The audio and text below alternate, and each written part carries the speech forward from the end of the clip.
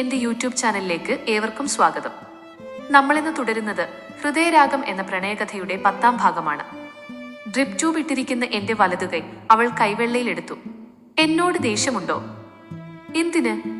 അവൾക്ക് ഞാൻ മുഖം കൊടുത്തില്ല. ആ മെസ്സേജ് അയച്ചതിന്.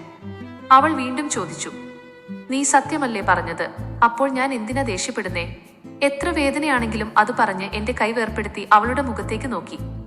അപ്പോൾ അത്രയുള്ളൂ. അവളുടെ വിടർന്ന കണ്ണുകളിൽ നനവ് പടരാൻ തുടങ്ങിയ പോലെ എനിക്ക് തോന്നി. അതെ, കുറച്ച് സങ്കടപ്പെടട്ടെ. എന്നെ നല്ലോണം സങ്കടപ്പെടുത്തിയതല്ലേ? അവളൊന്നും മിണ്ടിയില്ല. നിശബ്ദത വീണ്ടും ആ മുറിയിൽ നിറഞ്ഞു. പിന്നെ ഞങ്ങളൊന്നും സംസാരിച്ചില്ല. അവൾ തിരിച്ചു കസേരയിലേക്കിരുന്നു. മുഖം കുനിച്ചു, എന്തോ ആലോചിച്ചുകൊണ്ടിരിക്കുന്ന പോലെ. പിന്നെ എന്തോ തീരുമാനമെടുത്ത പോലെ തലയുയർത്തി എന്നെ നോക്കി എഴുന്നേറ്റു ഡോറിനടുത്തേക്ക് നടന്നു. അവളുടെ പ്രവൃത്തികൾ നോക്കിക്കിടന്ന ഞാൻ എപ്പോഴോ വീണ്ടും മയങ്ങിപ്പോയി. രാവിലെ ചെറിയ ശബ്ദത്തിലുള്ള സംസാരം കേട്ടുകൊണ്ടാണ് ഉണർന്നത്. അമ്മയും സോഫിയയുമാണ്. സോഫിയ കയ്യിൽ ഹാൻഡ് ബാഗ് എടുത്തു പോവാൻ നിൽക്കുകയാണ്. അമ്മ അവളോട് എന്തോ പറയുന്നുണ്ട്.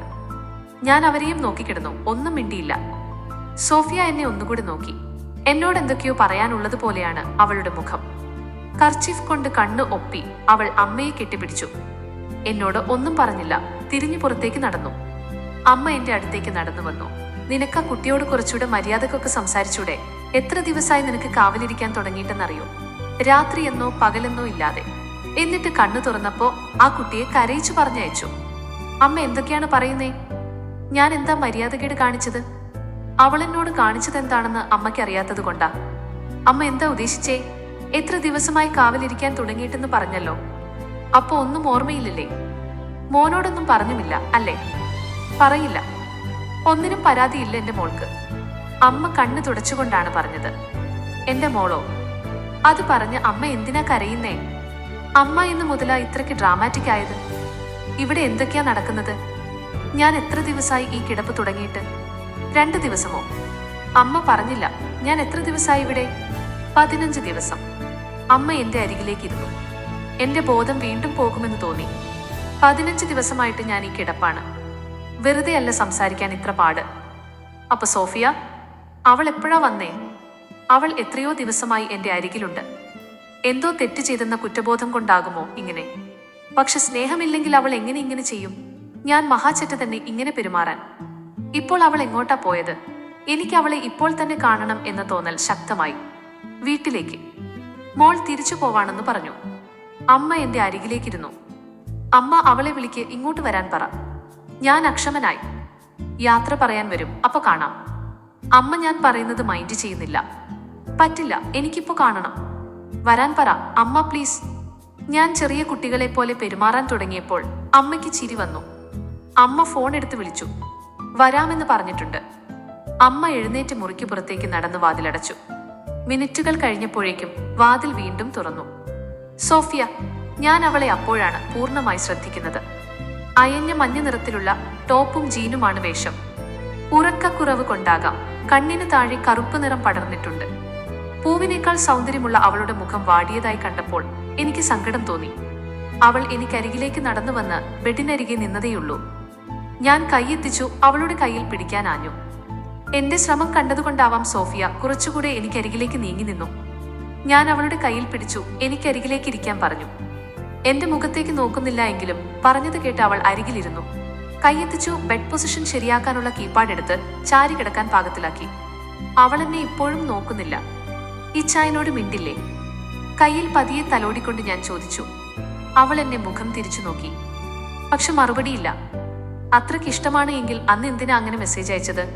അവളുടെ മറുപടി ഇല്ലാത്തത് കൊണ്ട് ഞാൻ വീണ്ടും ചോദിച്ചു. ആ ചോദ്യം കേട്ടതോടെ അവൾ എന്റെ മുഖത്ത് നിന്ന് കണ്ണുകൾ പിൻവലിച്ചു. ഞാൻ കയ്യിൽ പിടിച്ചു വലിച്ചപ്പോഴാണ് വീണ്ടും എന്നെ നോക്കിയത്. പറ, ഞാൻ വീണ്ടും പറഞ്ഞു. അവൾ എന്നെ നോക്കിക്കൊണ്ടിരിക്കുകയാണ്. ഒന്നും മിണ്ടുന്നില്ല. പിന്നെ പതിയെ ചുണ്ടുകൾ ചലിക്കാൻ തുടങ്ങി. ഇപ്പൊ തന്നെ പറയണോ? എല്ലാം മാറിയിട്ട് സമാധാനമായിട്ട് നമുക്ക് സംസാരിച്ചാൽ പോരെ? മുഖത്തൊരു പുഞ്ചിരി വരുത്തിക്കൊണ്ടാണ് അത് പറഞ്ഞത്. മതി. പക്ഷെ ഈ ചിരി എപ്പോഴും വേണം. ഞാനും പതിയെ ചിരിക്കാൻ ശ്രമിച്ചു. ഞാൻ എപ്പോഴും ദാ ഇവിടെ ഉണ്ടാവും, ഇങ്ങനെ ചിരിച്ചോണ്ട്. അവൾ ചിരിച്ചുകൊണ്ട് എന്റെ നെഞ്ചിലേക്കൊന്ന് ചാഞ്ഞു. അയ്യോ, അപ്പൊ ഇനി പോകുന്നില്ലേ? പറഞ്ഞത് അബദ്ധമായല്ലോ. അവളെ പിടിച്ചെഴുന്നേൽപ്പിക്കാൻ ഞാൻ നോക്കി. പോടാ ദുഷ്ട. അവൾ പഴയ പോലെ എന്റെ വയറ്റത്തിട്ട് ഒരിടി. ഭക്ഷണം ഒന്നും മര്യാദക്കില്ലാത്തത് കൊണ്ടാവാം വയറൊക്കെ ചുരുങ്ങിപ്പോയിട്ടുണ്ട്. ഈ ടീ കിട്ടിയ ഞാൻ നിലവിളിച്ചു പോയി. സോറി സോറി എന്ന് പറഞ്ഞപ്പോഴേക്കും ഞാൻ അവളെ പിടിച്ചു എന്റെ നെഞ്ചിലേക്ക് വീണ്ടും ചേർത്ത് പിടിച്ചു. ഒരുപാട് നാളായിട്ട് ഞാൻ അനുഭവിച്ചിട്ടില്ലാത്ത ആ അനുഭൂതി വീണ്ടും. ഡോറിന് പുറത്ത് കാലച്ച കേട്ടപ്പോൾ മനസ്സില്ലാ മനസ്സോടെ അവളെ ചുറ്റിപ്പിടിച്ച എന്റെ കൈ അയച്ചു.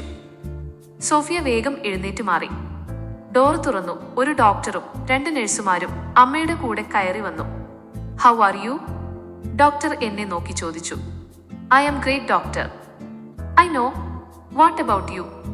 സോഫിയയെ നോക്കിയായിരുന്നു അടുത്ത ചോദ്യം. നിറഞ്ഞ ചിരി മാത്രമായിരുന്നു അവളുടെ മറുപടി. എല്ലാവർക്കും ഇവളെ അറിയാമെന്ന് എനിക്ക് മനസ്സിലായി. മുറിവുകളെല്ലാം ഒന്നുകൂടെ നോക്കി. ഡോക്ടർ നഴ്സുമാരുടെ കൂടെ ഇറങ്ങി. പുറകെ സോഫിയയും. അമ്മ എന്റെ അരികിൽ വന്നിരുന്നു. ഒരു കള്ളച്ചിരി അമ്മയുടെ മുഖത്തുണ്ട്. എല്ലാം ചോദിച്ചു മനസ്സിലാക്കണമെന്നുണ്ട് എനിക്ക്. പക്ഷെ അമ്മയോട് അതിനെപ്പറ്റി ചോദിക്കാൻ വല്ലാത്ത മടി. ഒരാഴ്ചത്തെ കൂടെ ആശുപത്രിവാസം അവസാനിപ്പിച്ചു ഡിസ്ചാർജായി വീട്ടിലേക്ക് പോവുകയാണ് ഇന്ന്. ആക്സിഡന്റ് ആയതുകൊണ്ട് സോഫിയ ഇങ്ങോട്ട് വരാനും അവളെ നഷ്ടപ്പെട്ടില്ല എന്ന് ഉറപ്പിക്കാനും സാധിച്ചതുകൊണ്ട് ഇതൊരു മോശം കാര്യമായി ഒന്നും തോന്നിയില്ല. ആരോഗ്യം കുറച്ച് നഷ്ടമായി, അത് തിരിച്ചു പിടിക്കാവുന്നതേയുള്ളൂ. ആംബുലൻസിൽ തന്നെയാണ് വീട്ടിലേക്ക് പോയത്. തനിച്ച് എഴുന്നേറ്റ് നടക്കാനായിട്ടില്ല. വീട്ടിലെത്തി എന്റെ റൂമിൽ പ്രത്യേകമായി ഒരുക്കിയ കട്ടിലിലേക്ക് കിടത്തി. അമ്മ ഇപ്പൊ വരാം എന്ന് പറഞ്ഞ് പുറത്തേക്ക് പോയി. സോഫിയ എന്റെ മുറിയിൽ തന്നെയുണ്ട്. ഞാൻ അപ്പോഴാണ് ചുറ്റും നോക്കിയത്. വാർഡ്രോബ് പാതി തുറന്നു കിടക്കുകയാണ്. അവിടെ ഇവിടെയുമൊക്കെ ഡ്രസ്സും കിടക്കുന്നുണ്ട്. എന്റെ നോട്ടം കണ്ടിട്ടാവാം സോഫിയ വേഗം ചെന്നു താഴെ കിടന്ന ഡ്രസ്സെല്ലാം പെറുക്കിയെടുത്തു. എന്നെ നോക്കിയൊന്ന് ഇളിച്ചു കാണിച്ചു. നാട്ടിൽ വന്ന ശേഷം എന്റെ മുറിയിലാണ് ലഗേജ് എല്ലാം ഇറക്കി താമസമാക്കിയതെന്ന് എനിക്ക് മനസ്സിലായി. കല്യാണത്തിന് മുമ്പേ തന്നെ കെട്ടിയോന്റെ മുറിയിൽ താമസമാക്കിയ ഭാര്യ. എനിക്ക് ചിരി വന്നത് ഞാൻ അടക്കിപ്പിടിച്ച് അവളുടെ പ്രവർത്തികൾ നോക്കിക്കിടന്നു. എല്ലാം അടുക്കി പെറുക്കി വെച്ച് പെണ്ണെന്നെ നോക്കി പിന്നെയും ചിരിച്ചു. ഒരു ചമ്മൽ നിറഞ്ഞ ചിരി. ഞാൻ മറുപടിയായി കണ്ണിറുക്കി കാണിച്ചതേയുള്ളൂ. നീ അപ്പൊ ഇവിടെയാണോ രാത്രി കിടക്കാൻ പോകുന്നേ? കാലിന് വയ്യാത്തോണ്ട് ആക്ഷൻ ഒന്നും ഉണ്ടാവില്ല. എന്റെ കാലിനെ ഞാനൊന്ന് നോക്കി. എന്താക്ഷൻ? ആദ്യം എഴുന്നേറ്റ് നടക്കാൻ നോക്കണോ? അവൾ കോഷ്ടി കാണിച്ചുകൊണ്ട് ഹാളിലേക്ക് പോയി. എനിക്ക് ഭക്ഷണം കൊണ്ടുവന്ന് വെച്ച അമ്മ പോയി. കോരിക്കഴിക്കുന്നത് വലിയൊരു ജോലിയാണ്.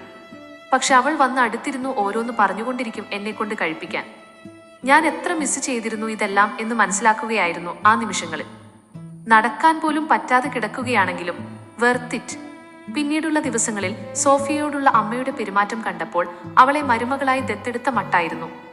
സോഫിയയെ കാണാൻ പോലും കിട്ടാത്ത പോലായി. അമ്മയുടെ കൂടെ പാചകവും കഥ പറച്ചിലുമെല്ലാമായി തിരക്കായപ്പോൾ എന്നെ മറന്നു. ദിവസങ്ങൾ കടന്നുപോയിക്കൊണ്ടിരുന്നു. വോക്കറിന്റെ സഹായത്തോടെ ഞാൻ നടക്കാൻ തുടങ്ങി. ഫിസിയോതെറാപ്പി ചെയ്യുന്നുണ്ട്. ആഴ്ചയിലൊരിക്കൽ ഹോസ്പിറ്റൽ വിസിറ്റിംഗ്. സോഫിയ വന്നിട്ട് 1 മാസത്തോളമായി. ഞങ്ങൾ ഇതുവരെ മുമ്പ് നടന്നതിനെക്കുറിച്ച് സംസാരിച്ചിട്ടില്ല. അവളുടെ ജോലിക്കാര്യത്തെക്കുറിച്ചും ലീവിനെക്കുറിച്ചുമൊന്നും അവൾ ഇതുവരെ പറഞ്ഞു കേട്ടില്ല. അവൾ അടുത്തുള്ളിടത്തോളം കാലം എനിക്ക് സന്തോഷമായതുകൊണ്ട് ഞാൻ ചോദിക്കാനും മെനക്കെട്ടില്ല. പക്ഷെ ഇങ്ങനെ തുടർന്നാൽ പറ്റില്ലെന്നറിയാം. അവളോട് സംസാരിക്കാൻ തന്നെ തീരുമാനിച്ചു. ഈ കഥയുടെ ബാക്കി ഭാഗങ്ങൾ കേൾക്കാൻ ദയവായി ഈ ചാനൽ സബ്സ്ക്രൈബ് ചെയ്യുക.